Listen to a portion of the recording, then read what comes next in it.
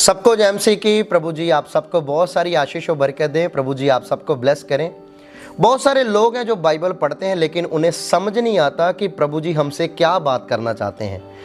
वचन को वो पढ़ लेते हैं लेकिन अपने आप को खाली खाली सा महसूस करते हैं। आज मैं आपको बताऊंगा कि आपकी जिंदगी में गलती कहां पर हो रही है, कहां पर ऐसी गलती हो रही है। वचन आप पढ़ते हो लेकिन आपको समझ नहीं लगती, आपको ये भी नहीं पता लगता प्रभु जी मुझसे क्या बात करना चाहते हैं, मुझे क्या सिखाना चाहते हैं इस वचन के द्वारा। लेकिन आप क्या करते हो, 2 मिनट के बाद, 5 मिनट के बाद, 10 मिनट के बाद वचन आपने पढ़ लिया, उसी टाइम आप भूल जाते हो मैंने कौन सी वर्स रीड की थी, मैंने कौन सा वचन रीड किया था, प्रभु जी इस वचन से मुझे क्या समझाना, क्या बताना चाहते हैं। आज मैं आपको बताना चाहता हूं, अगर आप बाइबल समझना चाहते हो, ये दिमाग से नहीं बल्कि आत्मा से समझी जा सकती है। लेकिन आप ऐसी 5 मिस्टेक कर रहे हो, 5 गलतियां आप कर रहे हो जिसकी वजह से आपको वचन समझ नहीं लगती। मैं सबसे पहले आपको बोलना चाहता हूं, इस चैनल को सब्सक्राइब कर लो और खास करके मेरे को कमेंट भी करना अगर वीडियो आपको अच्छी लगे, और ज़्यादा से ज़्यादा इस वीडियो को शेयर करें, क्योंकि आज आप सीखने वाले हो कैसे वचन आपको समझ लगेगा और कैसे पवित्र आत्मा जी, जब आप खुद वचन पढ़ोगे ना, पवित्र आत्मा जी खुद ब खुद ऑटोमेटिकली आपसे बातें करने लगेंगे और आपको पता लगेगा परमेश्वर जी इस वचन से मुझे क्या समझाना और सिखाना चाहते हैं। तो मैं आपको बोलना चाहता हूं, इस वीडियो को ज़्यादा से ज़्यादा शेयर कर दो। जो और भी दूसरे बहन भाई हैं और भी आपके रिलेटिव हैं जिनको वचन नहीं समझ लगती, हर लोगों तक ये वचन को, वीडियो को फैलाओ। प्रभु जी आपको बड़ी आशीष और बरकत दे। मैं आपको 5 गलतियां बताना चाहता हूं जिसके अंदर पहली गलती है जल्दी जल्दी से वचन को पढ़ना। बहुत सारे लोग हैं उनको समझ इसीलिए नहीं लगती क्योंकि वो वचन को बहुत ही जल्दी जल्दी पढ़ने लगते हैं, बहुत ही स्पीड के साथ वचन को पढ़ने लगते हैं। लेकिन जब आप ऐसे करोगे आपको वचन कभी भी समझ नहीं लगेगा। हो सकता है आपकी रीडिंग स्पीड बहुत ही ज़्यादा, आप जल्दी जल्दी पढ़ देते हो, बहुत ही जल्दी कुछ भी लिखा उसको रीड कर देते हो, जल्दी जल्दी जल्दी जल्दी जल्दी जल्दी आगे भाग जाते हो। ये आपकी एक आदत की तरह बन चुकी है। क्यों? क्योंकि आप शुरू से बहुत ज़्यादा तेज पढ़ते हो, लेकिन आपको इसको ओवरकम करना पड़ेगा। आपकी पहली गलती है वचन को तेज तेज आप पढ़ते हो। जब आप वचन को तेज पढ़ोगे आपको उसके अंदर जो चीजें लिखी हैं वो समझ ही नहीं आएंगी कि प्रभु जी मुझे क्या बोलना चाहते हैं, क्या समझाना चाहते हैं। आप बस एक तरह जैसे कोई चीज को पढ़ते हैं, कोई लाइन को, कोई बुक को रीड करते हैं जल्दी जल्दी, बस उसी तरह आप पढ़ देते हो। पहली गलती आपकी हो रही है कि आप वचन को जल्दी जल्दी पढ़ते हो। और दूसरी आप गलती कर रहे हो, आप इसको आदत बना के पढ़ रहे हो। आदत कैसे? मान लो आपने काम के ऊपर जाना है, मान लो आपने काम के ऊपर जाना है, चाहे रात को आप सोने लगे हो तो आप क्या करते हो, नहीं आज आप सोचते हो नहीं मैंने आज वचन नहीं पढ़ा, मैंने आज मैंने वचन नहीं पढ़ा, आज मेरे को वचन पढ़ना चाहिए। तो आपने एक अपनी आदत बना के रखी है। लेकिन बहुत सारे लोग ऐसा करते हैं जैसे हर रोज भजन संहिता में से कुछ पढ़ लेना और वही पढ़ते जाते हैं, वही पढ़ते जाते हैं। आदत बना ली है कि मैंने यही वचन पढ़ना है, बस वही वचन पढ़ते जाते हैं, वही पढ़ते जाते हैं। बाइबल, सारी बाइबल मेरे बहनों भाई, ये सारे वचन आपके लिए हैं। लेकिन लोग क्या करते हैं, बाइबल को आदत की तरह, बस एक मैंने आदत बनाई, मैंने इतना ही वचन पढ़ के जाना, मैंने इतनी वर्षें बोल के जानी, बस मैंने यही पढ़ के जाना है। ये आपकी दूसरी गलती है। पहली गलती है आप वचन को जल्दी जल्दी पढ़ते हो, दूसरी गलती है कि आप आदत की तरह पढ़ते हो, और तीसरी आपकी गलती है आप वचन से पहले प्रार्थना नहीं करते। क्योंकि मेरे बहनों और भाइयों, प्रार्थना ऐसी चीज है जब वचन से पहले आप प्रार्थना करोगे कि प्रभु जी मुझे आत्मिक बुद्धि से भर, प्रभु जी मेरी आत्मिक आंखों को खोल दे। जैसे प्रभु जी ने अलीशा, जो उसका नौकर था, अलीशा ने जब प्रार्थना की उसकी आत्मिक आंखों को खोला। जब आप ऐसे प्रार्थना करोगे ना वचन पढ़ने से पहले, तो मेरे बहनों और भाइयों आपको वचन समझ लगेगा। ये आपकी तीसरी गलती है कि आप प्रार्थना नहीं करते वचन पढ़ने से पहले। और चौथी आपकी गलती क्या है कि आपका मन बहुत ज्यादा भटकता है। मान लो कोई जना वचन पढ़ रहा है, लेकिन उस वचन पढ़ रहे हो, आप वचन रीड करते जा रहे हो, वचन रीड करते जा रहे हो, लेकिन आपका ध्यान मालूम किधर है? अरे मैंने तो अपना मोबाइल चार्जिंग पर लगाया था, लगता है उसकी बैटरी फुल हो गई होगी। अरे मैंने मशीन के अंदर कपड़े डाले थे धुलने के लिए, अरे मैंने तो अभी मैंने नहाना भी है, अरे अभी तो मैंने ये वाला काम करना है, अरे अभी तो बेड की शीट भी मेरे को पूरी ऐसे साफ करने वाली पड़ी है, पूरे घर में झाड़ू मैंने अभी लगाना है, अरे मैंने किचन में कुछ बर्तन रखे ऐसे करके धोने के लिए, मैंने कुछ सब्जी रखी है। ऐसे करके वचन पढ़ रहे हो लेकिन आपका मन किधर है? मन आपका भटक रहा है। अरे मैंने तो कपड़े सुखाने के लिए डाले थे, वचन पढ़ रहे हो। ये आपकी चौथी गलती है। आप वचन पढ़ रहे हो लेकिन आपका मन भटक रहा है। पहली गलती, आप वचन को बहुत तेज तेज पढ़ते हो। दूसरी आपकी गलती है मेरे बहन और भाइयों, आप एक आदत की तरह पढ़ रहे हो। बड़े लोगों की आदत है सिर्फ भजन संहिता पढ़ना, तो मेरे बहन और भाइयों और भी वचन पढ़िए, प्रभु जी आपसे क्या बात करना चाहते हैं, सारी बाइबल आपके लिए है। और तीसरी आपकी गलती, आप प्रार्थना नहीं करते वचन पढ़ने से पहले।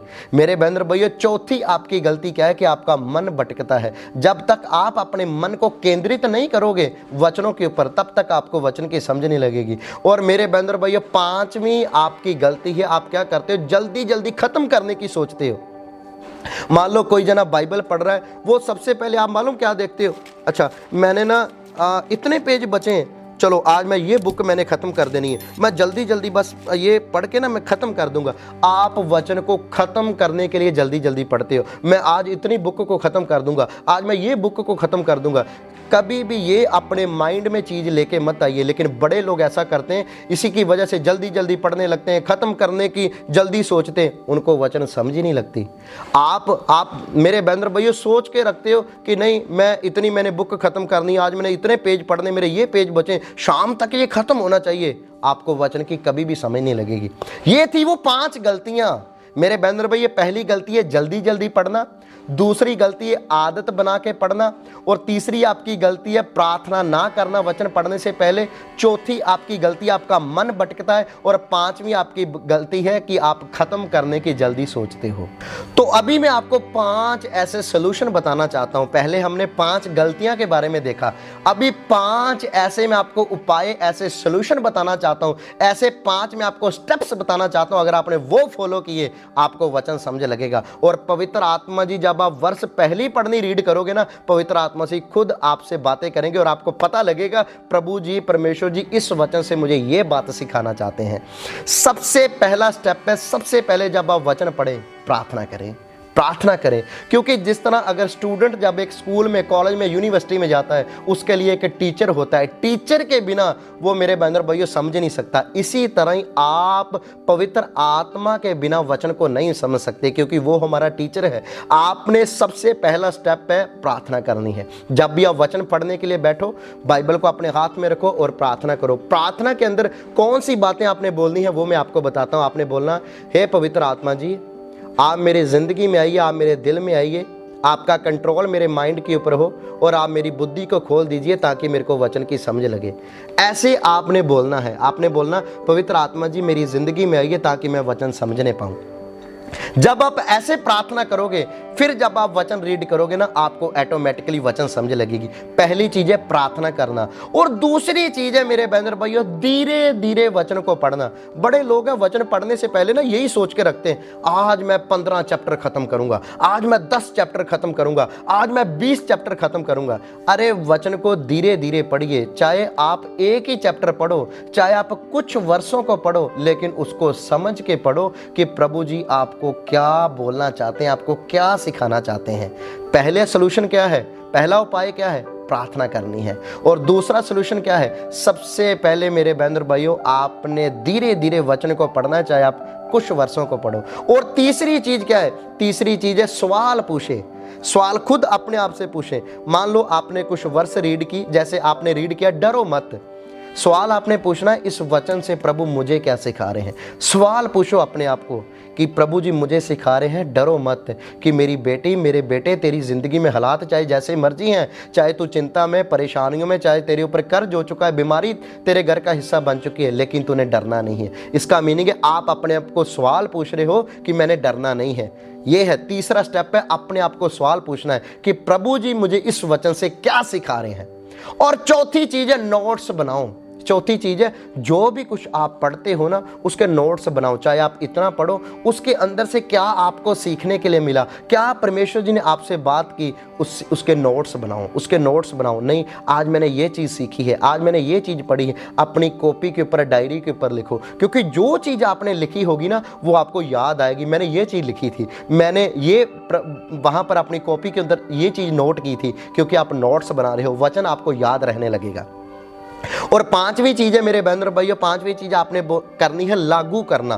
वचन आपने पढ़ लिया, मान लो आपने वचन पढ़ लिया माफ करना है, लेकिन आप उसको लागू नहीं करते हो। लागू करने का मीनिंग होता है लागू करना।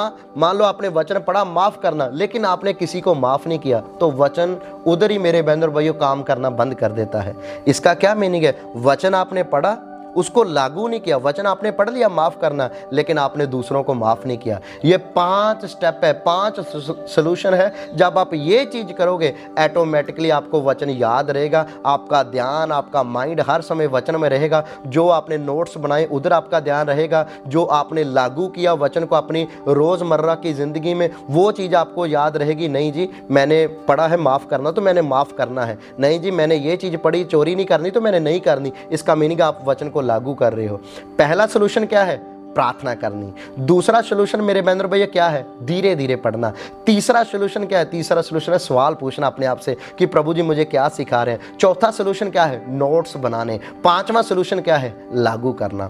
और यही 5 गलतियां जो हमने पहले सीखी कर रहे थे, और ये उसके 5 सलूशन है। जब आप ऐसा करोगे मेरे बहन भाइयों, वचन पढ़ो, प्रभु जी आपसे बात करेंगे, आपको वचन की समझ लगेगी, पवित्र आत्मा जी खुद आपको बताएंगे कि वो क्या आपसे बात करना चाहते हैं, आपको रास्ते बताएंगे, आपकी जिंदगी में ब्लेसिंग आएगी, वचन की आपको समझ लगेगी। और देखो शैतान आपसे डरना स्टार्ट हो जाएगा। क्यों? मत्ती की इंजील चैप्टर नंबर 4 में जब प्रभु यीशु जी ने शैतान का सामना किया, वचन के साथ किया, और इसी तरह शैतान आपकी बुद्धि को, माइंड को खराब करके रखता है कि आपको वचन समझने लगे, क्योंकि शैतान वचन के द्वारा डरता है मेरे बहन भाइयों। और भजन संहिता में भी लिखा है प्रभु जी वचन भेजकर रोगियों को चंगा करते हैं। और मैं आपको बोलना चाहता हूं, जो खास करके वचन को समझता है, पढ़ता है, ये 5 सॉल्यूशन जब आपने करने स्टार्ट कर दिए, वचन आपको समझ लगेगा। शैतान, अंधकार की ताकतें, दुष्ट आत्माएं, बीमारियां कभी आपकी जिंदगी का हिस्सा नहीं होगी। और एक साथ में आपने प्रार्थना जरूर करनी है। हर रोज जब आप प्रार्थना में बैठो, प्रभु जी मेरी आत्मिक बुद्धि को खोल दो, प्रभु जी मेरी बुद्धि को खोल दो, प्रभु जी मेरी बुद्धि को खोल दो। जब आप ये चीज प्रार्थना करोगे ना, और साथ में बोलोगे प्रभु जी मुझे वचनों की समझ लगे, ऑटोमेटिकली प्रभु जी आपकी बुद्धि को खोलेंगे और आपको विजडम देंगे, आपको वचन की समझ लगेगी। प्रभु जी आपको बड़ी आशीष और बरकत दे, प्रभु जी आपको ब्लेस करें। मैं सबको बोलना चाहता हूं, खास करके ये वीडियो को ज्यादा से ज्यादा लोगों तक पहुंचाओ और सबको बताओ कि वचन को कैसे रीड किया जाता है, बाइबल को पढ़ा कैसे जाता है और कैसे बाइबल समझ लगती है। और इस चैनल को पक्का सब्सक्राइब करो और मेरे को कमेंट पक्का करो, क्योंकि आज मेरे को कमेंट में लिखो, जितने ये पूरी वीडियो देख लिए मेरे को कमेंट में बताना कि पास्टर जी मैं ऐसे ही ये 5 सॉल्यूशन के द्वारा मैं वचन को रीड करूंगा। अगर ये 5 गलतियां आपकी ज़िंदगी में थी, मेरे को कमेंट करके पक्का बताना कि सचमुच यही गलतियां हम कर रहे थे, हमें इसलिए वचन समझ नहीं लगती थी। प्रभु जी आपको बरकत दें, प्रभु जी आपको ब्लेस करें। सबको जय मसीह की।